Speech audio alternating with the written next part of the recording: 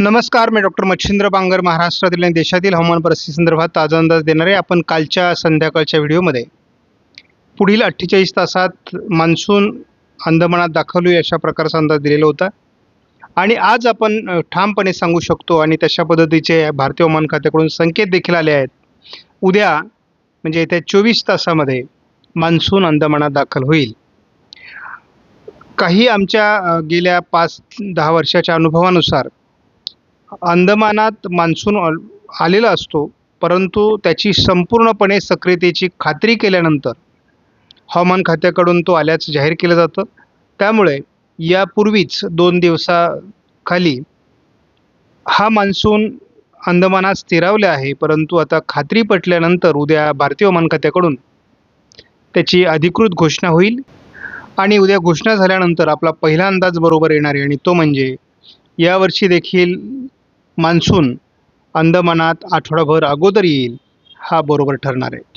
भारताच्या या उपग्रही छायाचित्रामध्ये आपण बघितलं तर महाराष्ट्रामध्ये कुठेही मेघगर्जना पावसाचा तर नाही आहे आणि आज 15 तारखेला विशेष कुठेही पावसाची परिस्थिती फारशी निर्माण झाली नाही.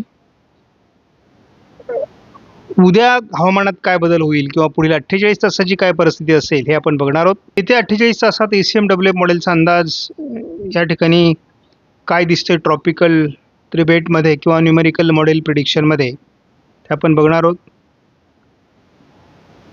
16 आणि 17 तारखेचा अंदाज आपण बघणार आहोत. घाटमाथ्यावर साधारण 16 तारखेला पावसाळी परिस्थिती वाढू शकते असा अंदाज आहे. दोन्ही समुद्रामध्ये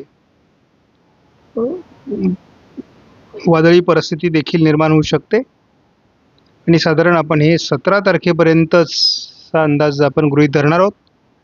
तर कोकण आणि घाटमाथ्यावर पावसाचं प्रमाण येत्या 48 तासात वाढू शकतं. त्याचबरोबर गडचिरोलीच्या दक्षिणी भागातही वाढू शकतं असा प्राथमिक अंदाज आहे.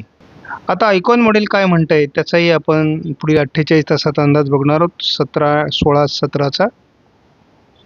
तर या मॉडेलने देखील थोडा बदल असा दाखवला आहे की त्यामुळे थोडं घाटमाथ्यावर पावसाची शक्यता किंवा ढगाळ परिस्थिती या 48 तासात होईल. या पलीकडे फार मोठी काही घटना घडेल असं वाटत नाही. मॉडेल म्हणजे हे ECMWF मॉडेलच आहे. ECMWF मॉडेलने उद्या 16 तारखेला विशेष वातावरण काही महाराष्ट्रात पावसाचं दाखवलेलं नाही आणि 17 तारखेला देखील विशेष वातावरण दाखवलेलं नाही. त्यामुळं किरकोळ घाटमाथ्यावर ढगाळ परिस्थितीच्या पलीकडे किंवा गडचिरोलीच्या दक्षिणेला होणाऱ्या पावसाच्या पलीकडे वातावरण महाराष्ट्रात दाखवण्यात आलेलं नाही. आपण 24 तासात मान्सून अंदमानात येईल असं म्हणतो, त्याला काय आधार आहे?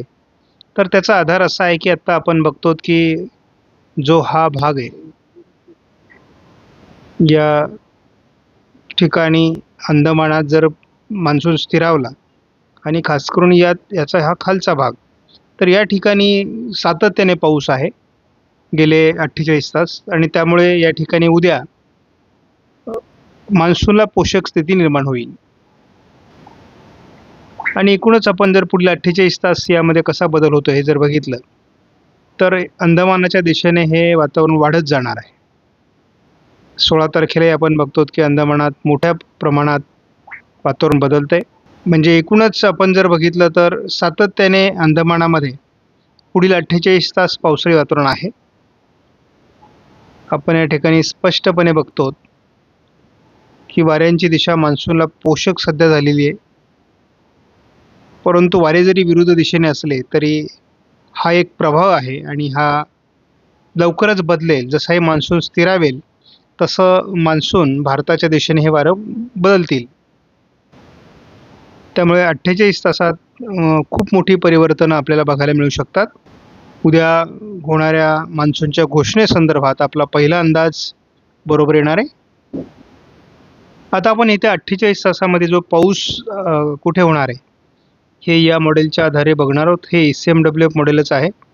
सुरुवातीला आपल्याला पहिला संकेत म्हणजे ढगाळ परिस्थिती कोकणामध्ये सकाळी राहणारे, रात्री राहणारे आणि मग उद्या दिवसभरात कुठे पावसाची शक्यता निर्माण होते का, तर थोडं पावसाचं अनुकूल अशा प्रकारचे ढग घाटमाथ्यावर असतील. काही ठिकाणी ते बरसतील किंवा बरसणारही नाहीत, कारण तेवढी अनुकूलता अजून तयार झालेली नाही.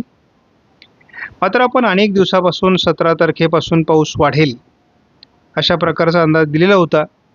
केवळ गडचिरोलीच्या दक्षिणेला पावसाळी वातावरण आहे, बाकी मात्र कुठेही पावसाळी वातावरण 17 तारखेला दाखवण्यात येत नाही आहे.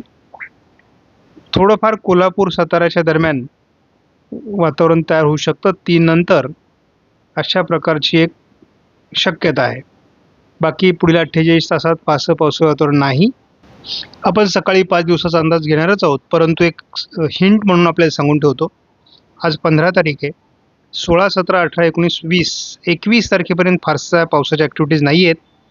मात्र 22-23 तारखेपासून पावसाळी ॲक्टिव्हिटीज सुरू होतील, हा एका वाक्यातला अंदाज तुम्हाला आज सांगून ठेवतो. कारण मग सर पाऊस कधी सुरू होईल, पेरण्या कधी होतील, या संदर्भातले प्रश्न मला सातत्याने येत असतात. परंतु पावसासाठी अनुकूल वातावरण तयार व्हावं लागतं आणि साधारण 22ला थोडं आणि नंतर 23ला असं हे वातावरण कोकण किनारपट्टीत सुरू होणार आहे. आणि खऱ्या अर्थाने मान्सूनचा पूर्वकाळ सुरू होतो आहे.